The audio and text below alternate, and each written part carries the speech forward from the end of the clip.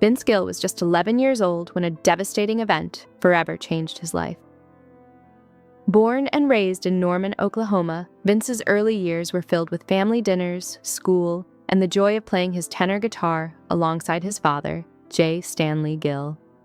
His father, a federal judge and amateur musician, nurtured Vince's budding love for music, and his world was secure and happy. But everything shifted in 1968 when a phone call informed Vince that his older half-brother, Bob Cohen, had been in a car accident. Bob fell into a coma, and when he woke up 3 months later, he had severe brain damage. The brother who once shared laughter and mischief with Vince was gone, replaced by someone unable to communicate or care for himself. For Vince, this loss was deeply felt and marked the beginning of emotional scars that would shape his music for decades to come. The lingering effects of loss. Bob Cohen's tragic accident left a profound impact on Vince, his family, and his music. Bob remained in a non-responsive state for 25 years, passing away in 1993. The same year, Vince released a deeply emotional Christmas album, Let There Be Peace on Earth.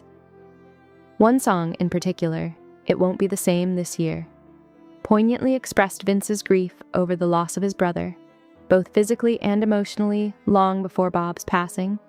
Vince often reflected on this time in his life, acknowledging that the grief he felt as a young boy continued to shape his creative spirit.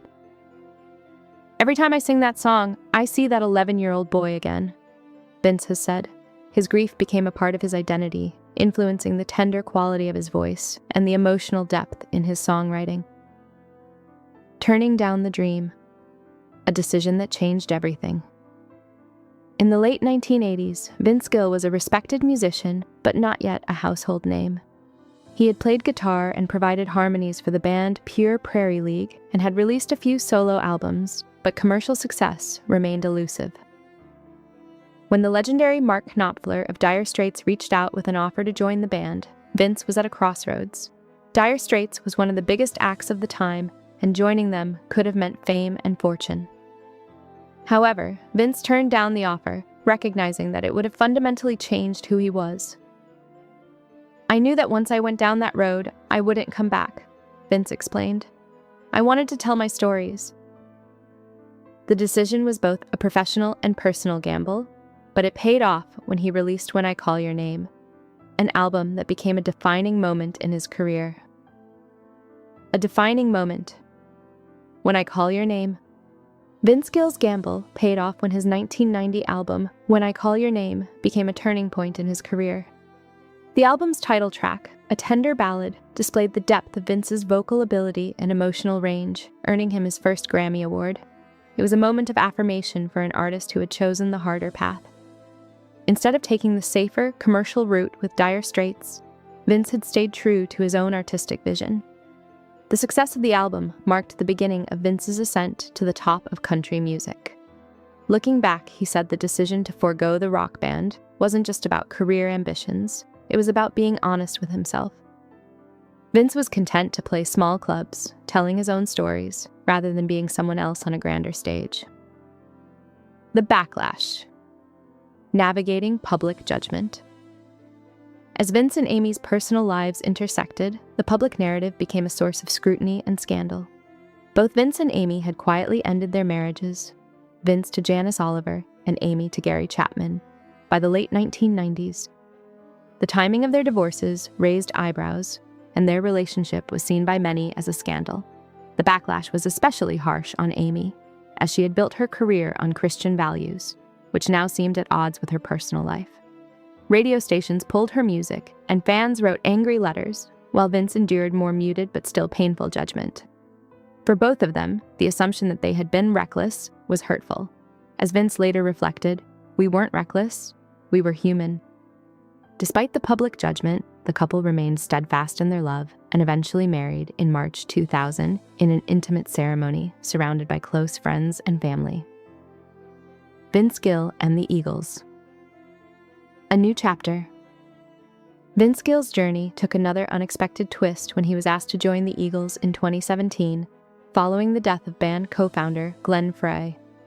Vince had long admired the Eagles, and his connection to them ran deeper than most fans knew. In the 1980s, Vince had shared the same manager as Glenn Frey, providing him with a unique perspective on the band. Over the years, he had covered Eagles songs in tribute concerts and had performed "I Can't Tell You Why" during his own shows. When the Eagles reached out to invite him to join them for the Classic West and Classic East concerts, Vince didn't hesitate. He knew he wasn't replacing Glenn Frey, but rather honoring his legacy.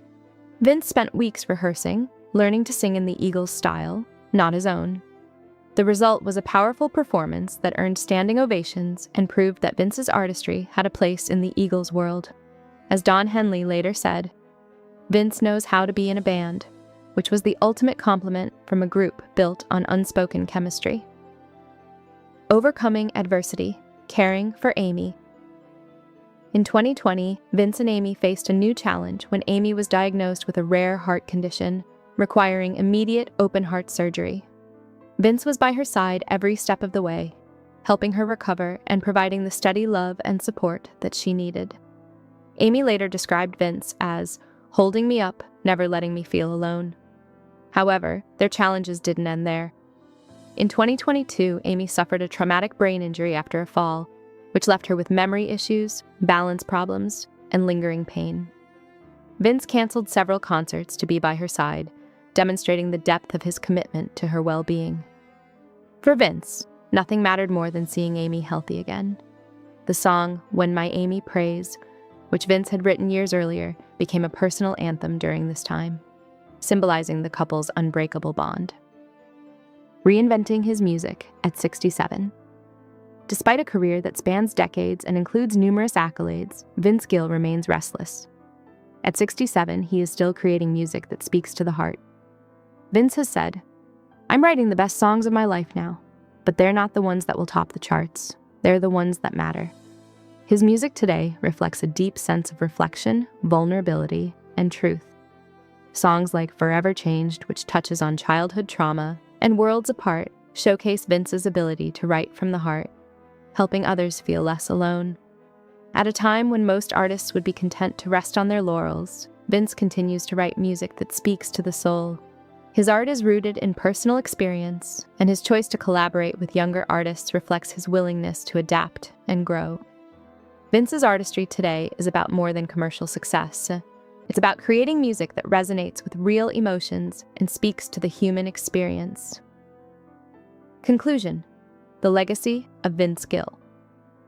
Vince Gill's life and career are defined by resilience, authenticity, and a deep commitment to his craft.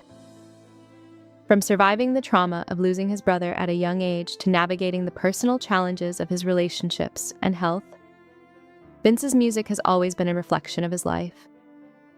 His decision to turn down fame in favor of staying true to himself, his choice to honor Glenn Frey's legacy with the Eagles, and his unwavering support for his wife, Amy, have all contributed to the depth of his artistry. Vince Gill has proven time and again that his strength lies not just in his music, but in his ability to live with honesty and vulnerability.